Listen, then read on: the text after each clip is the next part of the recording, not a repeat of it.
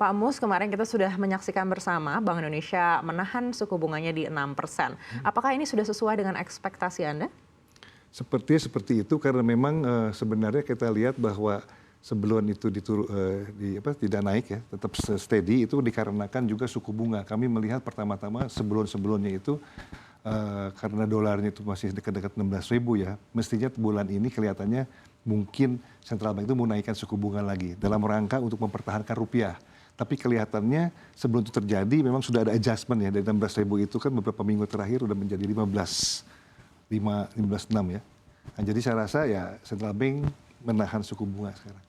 Baik, lalu seperti apa ekspektasi Anda terhadap Bank Sentral Amerika Serikat di akhir tahun 2023 ini? Apakah menurut Anda memang sudah dovish seperti yang diharapkan investor global atau memang masih ada kemungkinan untuk hawkish?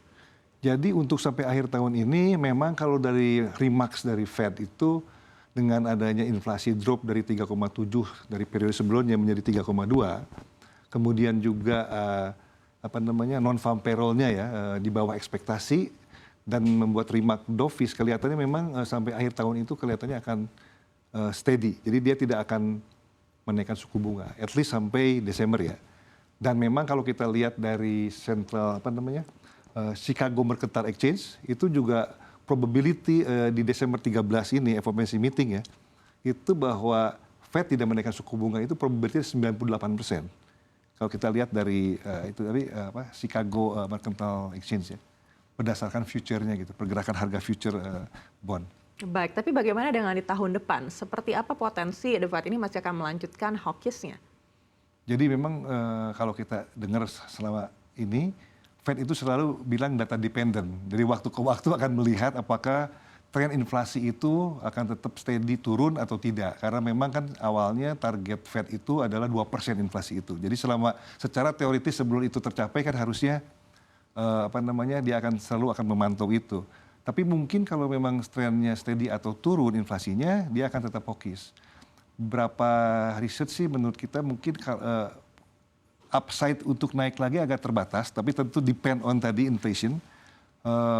Kemudian malah beberapa house besar itu membuat proyeksi bahwa Fed akan memulai mengurangi suku bunga itu di kira-kira masuk ke kuartal 4 tahun depan 2024 itu.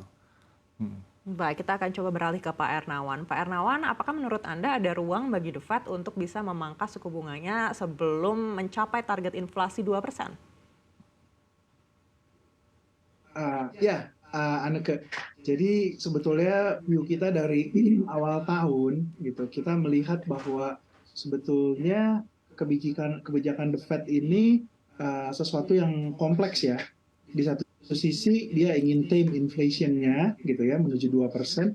Di sisi lain dia juga nggak bisa berperilaku seperti masanya Volcker. Pada saat itu dia bisa dengan mudah saja menaikkan suku bunga ya untuk menghandle inflasi. Karena pada saat ini utang The Fed itu sudah 120% dari GDP-nya.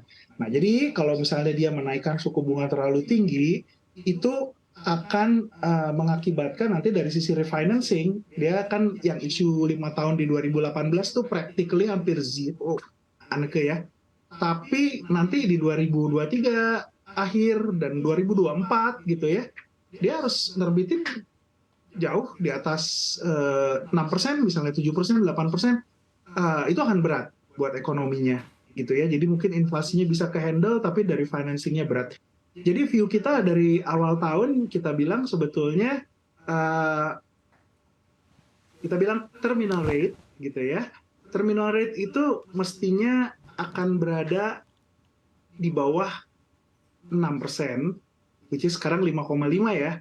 Jadi mungkin masih ada room sekali atau 2 kali lagi naikin gitu ya.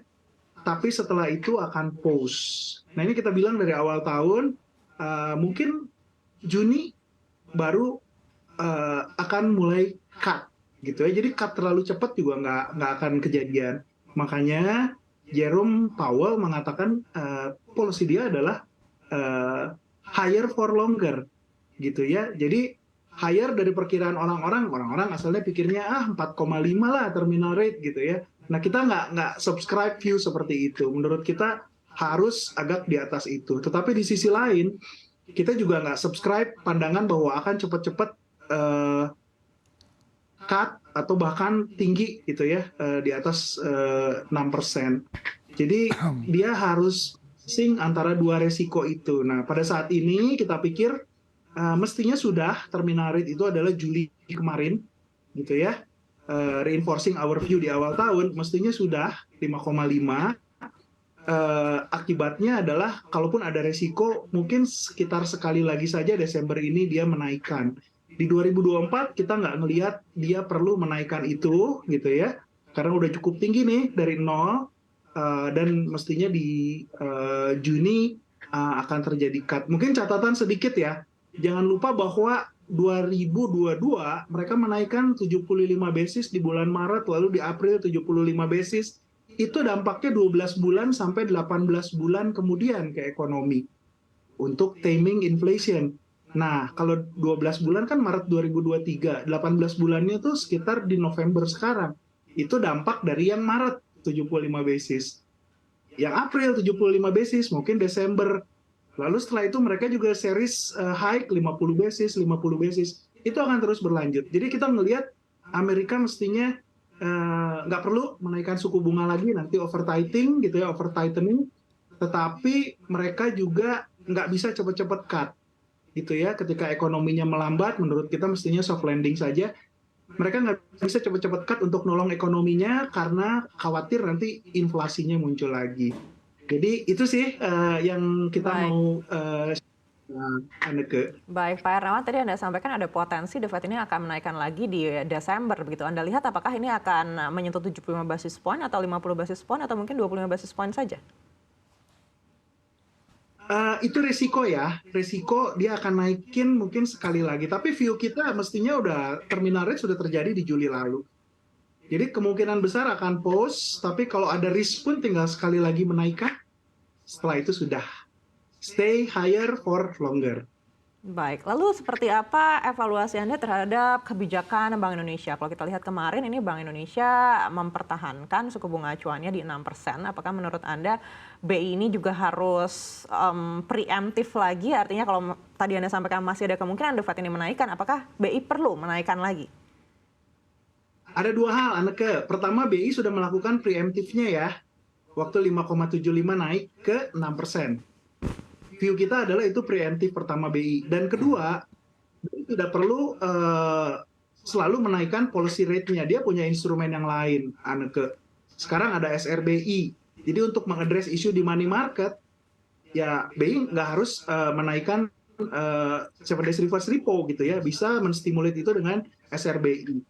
Lalu juga di falas, kita bisa handle untuk maintaining rupiah gitu ya. Ada securities falas Bank Indonesia juga. Jadi banyak instrumen, banyak bauran kebijakan yang bisa dilakukan.